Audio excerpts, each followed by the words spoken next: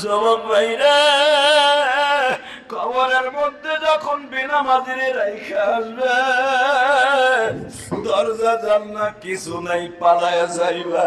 তোমার উপরের দিকে তাকায়া দেখবা বাঁশের ছাউনি গুলা দিয়ে রাখছে, আর একটু বাড়ির দিকে তাকাইলে দেখবা মাটি দিয়ে এমন ভাবে চাপা দিছে।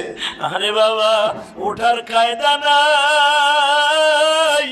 একটু পরে দেখবা নীল রঙের দুইটা ফেরেশতা তোমার কবরে ঢুকিয়ে গেছে।